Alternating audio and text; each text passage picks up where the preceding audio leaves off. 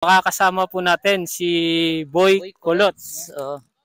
Boy Colots dari sa Kansalakan Infante River. Way mata makita nga engkanto pero sa maligo lang safety lang sa mga nagtagay. Okay. O safety lang ta sa kuwan.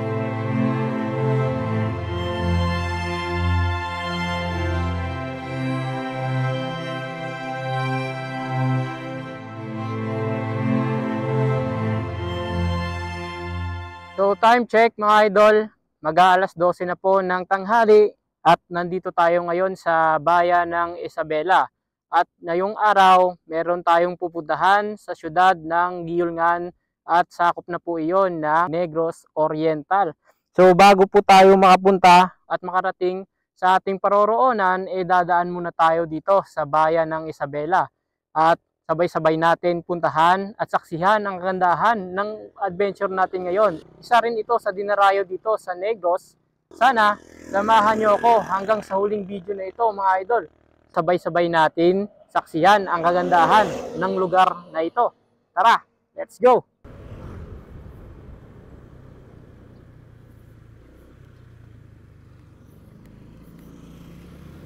So papasok na tayo sa sentro ng bayan ng Isabela.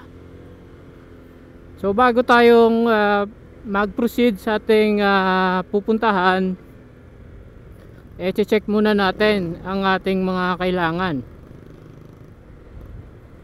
Unang-una na dyan ang tubig. Kailangan na meron tayong baon tubig at saka makakain kahit biskwit lang. So maghahanap ako ng pagbibilhan ng tubig. Dahil meron tayong dalang tubigan. So maghuhulog-hulog na lang tayo ng tig-pipiso na mineral water. So ito na yung sentro mismo ng Isabela. Napakaganda rin ang kanilang plaza.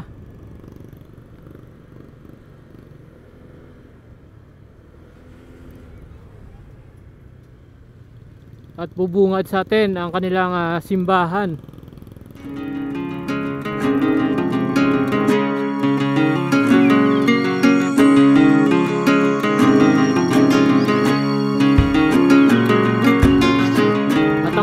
Ay alas 12:19, Enchanted River. Yun yung pangalan ng pupuntahan natin.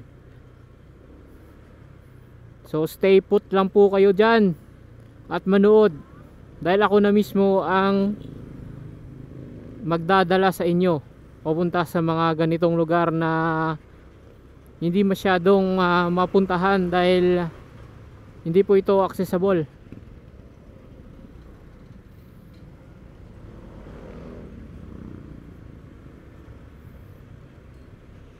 Wala yung mga hulog-hulog na tubig Naghahanap ako ng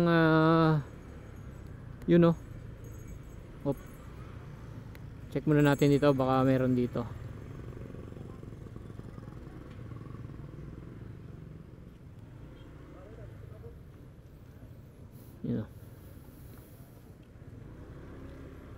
Hulog muna tayo ng tubig.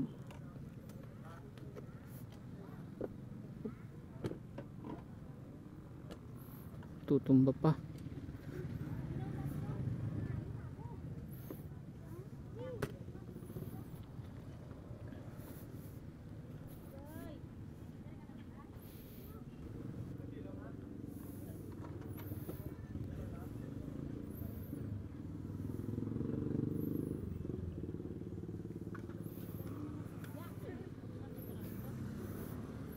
So ito na yung tubig natin. Then meron tayong biskwit, dalawa, tsaka meron tayong kanin. For example, pagka ginutom tayo, bibili na lang tayo ng ulam. So tara,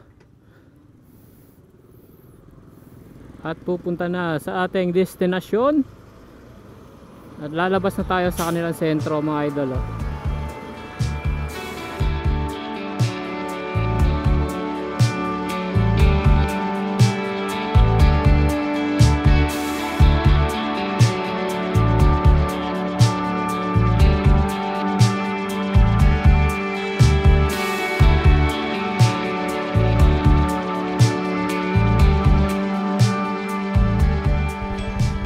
Napakaganda rin ng view rito mga idol oh. Tanaw na tanaw yung Kapatagan. Tatanaw po natin yung Mount Canlaon dito. Wow. Ito yung Mount Canlaon.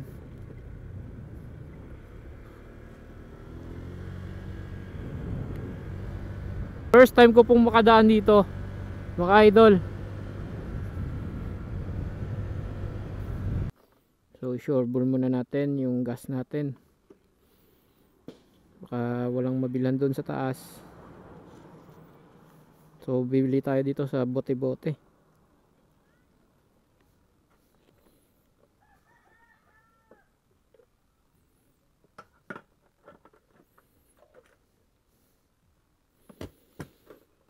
It's na.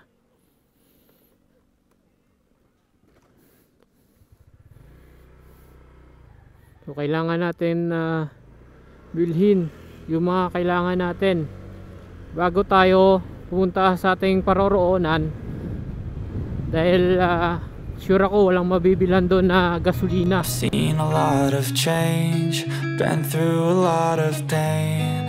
Some things are not the same as they were a year ago, but all will be okay. I move on each and every day. The past is where it stays, way back a year ago. I've changed for the better this time.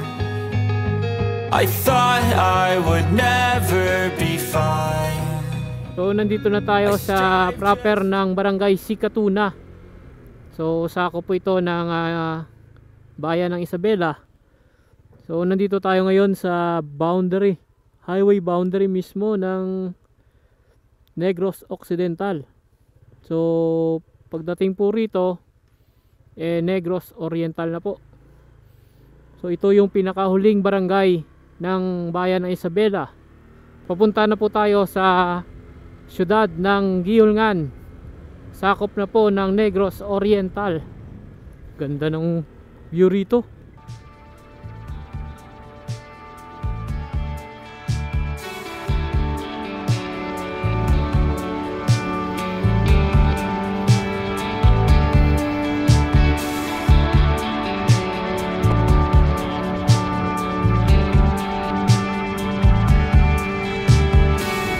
Solid din ng mga tanawin dito. Nakaka-relax.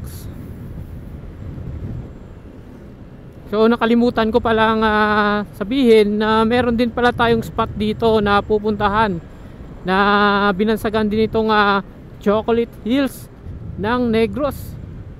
Kung meron na Chocolate Hills sa Bohol, meron din dito sa probinsya ng Negros. So tara at puntahan natin at tignan natin kung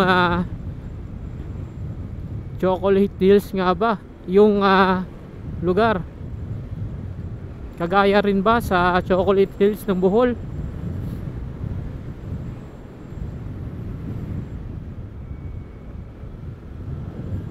Ganda ng ano dito. Napakaganda. Wow.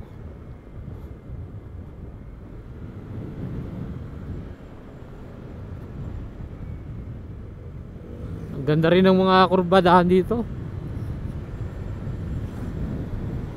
Sarap mag ano dito, mag rides. Wow. Sarap sa mata pagka unang beses mong pumunta sa isang lugar. So ito na yata yung tinatawag nilang Enchanted River. Wow.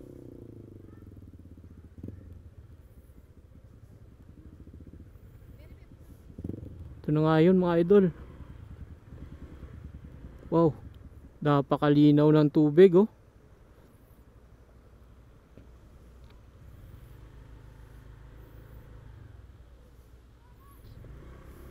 Sarap maligo dyan.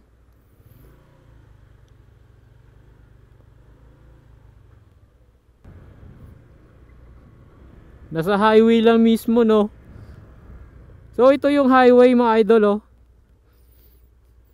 So ito yung tinatawag nilang Enchanted River. So nasa gilid lang mismo ng highway oh. Tignan nyo naman kung gaano kalinis. So babalikan natin yan maya maya. Unahin muna natin explore yung Chocolate Hills na tinatawag nila. Para pagka napunta tayo dyan maya maya magtampisaw tayo. I've changed for the better this time. I thought I would never be fine. I strive just to say I'm alright. And for the first time in a long time I'm alright. I've seen a lot of change, been through a lot. Makikita natin unti-unti yung mga burol oh. Kaya nga ako mismo hindi ako nakarating ng Bohol. Pero dito, wow. Tanaw na natin oh. Tanaw na tanaw dito yung Karakatan oh. Wait lang. Ito na yung Giyulngan. At matatanaw na natin yung isla ng Cebu. Wow, nandun yung Cebu. On each and every day, the past is where it stays. Way back a year ago, I've changed for the better this time. I thought I would never be fine. Wow. Unti-unti na natin nakikita yung mga burol na hahaling tulad natin sa tourist spot sa Bohol, yung tinatawag nilang Chocolate Hills. Wow, nakikita na natin yung mga burol no, na parang Chocolate Hills talaga.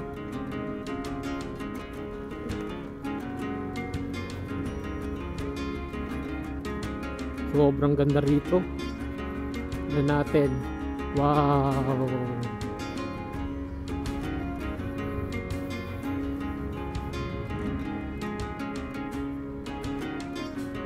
Wow, ang ganda. Nakikita mo yung poste oh. Tinatakpan ng ng ulap.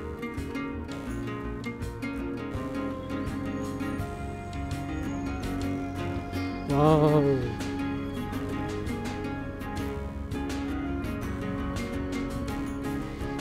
Tsaka maganda na yung daanan papunta rito. Yun, meron lang putol dito. Wow.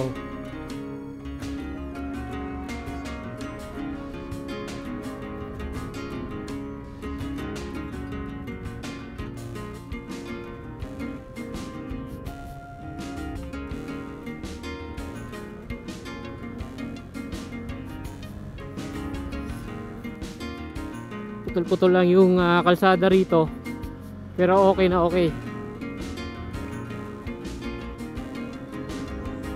Dahil ginagawa pa yung kalsadahan. So tiis-tiis muna. So mga idol, narating na rin natin ang air formation desk, no? Bago tayo makarating sa kanilang viewing deck, dadaan muna tayo dito sa kanilang information desk. Kaso walang tao, magpa-park na lang tayo dito ng ating motor. So iwan muna natin yung motor at maglalakad tayo ng 10 minutes daw. So depende daw kung gaano kalakas yung resistensya mo dahil akyatin daw. So tara, punta na tayo sa kanilang viewing deck. Bago tayo makarating sa kanilang viewing deck, ay dadaan muna tayo rito at mag-fill up ng ating pangalan. Then magbibigay po tayo ng donation. So kuya, mga ilang steps bago tayo makarating sa taas po? 311 steps. So mataas-taas yung akyatin natin. So kuya, salamat. Thank you. So 311 steps yung akyatin natin. Doon no, sa taas. Marami sigurong pumunta rito lalo na pag Semana Santa.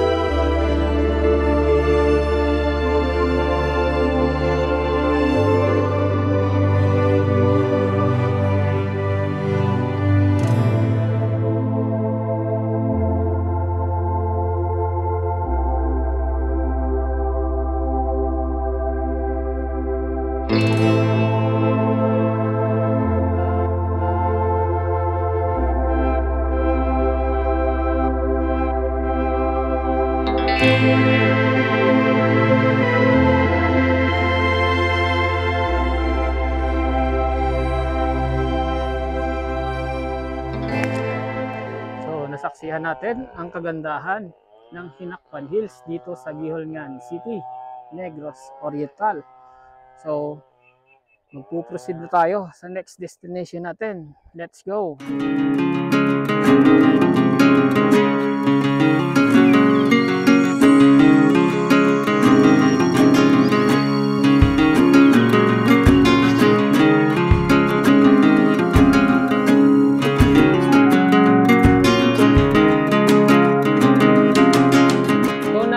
Natin ang tinatawag nilang Enchanted River. Isa rin sa dinadayo dito sa Gihulngan City, Negros Oriental. So malolokit po ito sa Barangay Balugo at saka Barangay Banwagi. So yun yung boundary dito. Itong tulay ay boundary po ng dalawang barangay. Kikita po natin yung ilog, no? So makikita po natin yung ilog nandito mismo sa kalsada. So kung pag diniretso po natin yan, ay papunta na po yan ng Gihulngan City. So kapag dito tayo naman dumaan, ay papunta naman po ito sa bayan ng Isabela. Makakasama po natin si Boy Colots. Boy Colots, there is a Kansalakan Enchanted River. So meron lang tayong kaunting katanungan sa kanya, no? Kung meron ba siyang idea kung ano, bakit Enchanted River yung pinangalan sa ilog na ito? Ano ba yung pinangalan, sir? Bakit Enchanted River? Enchanted River kay no kuan siya, may ano delikado kay sa ano sa di makatigo pag swimming. Tapos Engkanto. Oo, way mata makita nga engkanto pero sa maligo lang safety lang sa mga nagtagay. Okay. O safety lang ta sa kuan. Pero never pang may nalunod dito. May nalunod kaso kuan daw lasing. Lasing pag lasing talaga hindi mo na makokontrol 'yon. Kasi wala namang lifeguard, no? Wala may lifeguard man dire kung makasyon. Mag ano sa mas breaks karong kuan. Pag walang pasok, pag maraming tao, yun. Yun, may lifeguard dire. Sige. Bali, kailan ito naging sikat? Kailang taon? Anong taon? Nung pandemic? Pandemic. Nung pandemic. Noong pandemic. Pero dati, hindi pa na dumadaan dito, no? Papuntang Gihulngan. Hindi pa pwedeng daanan, no? Ang pwede daanan sa kuan, taga dito lang. Taga dito lang. So ngayon, access na papuntang Isabela, papunta ng Gihulngan. Ngayon papunta access road na, no? Oo. Ay, Isabela, may Bacolod, Imamaylan, tapos La Castellana, San Carlos, o Juan, diri sa Kanlaon. Ay, meron palang mga Oo, daanan. Oo. Pero, may daanan. Okay, pero hindi pa simentado, no? Okay na. Simentado na rin. Oo. Marami palang daanan Marami dito, pang mga daanan. idol. No? Oo. So, safety na. So, dati kasi binabalita yung Giyolngan na maraming NPA, no? So, ngayon mga idol, Oo. tatanungin natin yung taga rito, no? So, Oo. ngayon, safety na ba sa mga ganun? Safety naman sir kay sa ato nga kuan. May kuan naman ta mga kampo. Okay, ng batalyon, ano? May batalyon man ta nga lapit. Tapos infantry, no? tapos may linantuyan. May mga barracks. May barracks. Tapos lapit lang ta sa police station. Okay. Sige. Bali, anong barangay sakop dito, sir? Sakop sang kuan, Banwagi, Barangay Banwagi, tapos Sitio Kansalakan. Okay, bali boundary. Boundary yung kalsadang ito. Ito ang Infante River, boundary kag Balugo kag kuan, Banwagi. Okay. Oo. So sir, meron bang entrance pagka naligo rito? No entrance. No entrance. Tapos yung may lamisa, may 50 pesos. So yung bangka, yung makikita natin. Bangka. Magkano kaya yun? 100. So 100 pesos yung bangka. So may enjoy nyo yung lugar na ito, mga idol. Napakaganda, tapos napakalinaw. Then may enjoy nyo talaga, no? Kasama yung tropa, pamilya, no? So merong page si sir. Anong pangalan niyo, sir? Yung page niyo? Yung page ko, it's Boy Kulots. Tapos yung main account ko, Junard Team Agusto. Amo na. So, PM nyo na lang. So, sir, salamat, sir. Sige, thank you. Dahil naabutan natin si sir, Boy Kulot. Thank you kay sir. Thank you so much. So, 100% talagang maganda yung area. So, ngayon paparating na ano tawag to? Sembreak. Talagang pagka Sabado-Linggo, marami Sabado-Domingo. Pagka weekdays, sakto-sakto lang. Okay. So mga idol, pagka dumaan kayo rito, pwede na rin kayong maligo rito, no? No entrance. Walang entrance, no? So bibili lang tayo sa kanyang tindahan. Kapihan ni Kulot. Meron siyang kapihan. Kapihan ni Kulot. Pero pwede sila magkuan. Pwede sila mapaluto, mga kuan, pero pwede po sila may luto lang daan, halin sila nga kuan. Okay. Pwede. Walang babayaran. Wala, para ditso na lang sila pag-abot. Sige. So mga lods, ito na yung hanapin nyo lang si Boy Kulot. Pagkadating nyo dyan sa tulay, sa spillway. Yung spillway na yan, may tindahan dito na kapihan ni Kulot. So, suportahan natin yung kanilang lugar, mga idol. Dito lang yan sa Giyolngan City, Negros Oriental. At siyempre, malapit din ito sa Isabela, sa Negros Occidental. So, mga lods, maraming salamat. Sige, thank you. I've seen a lot of change, been through a lot of pain. Some things are not the same as they were a year ago. But all will be okay. I move on each and every day. The past is where it stays. Way back a year ago. I've changed for the better this time. I thought I would never be fine.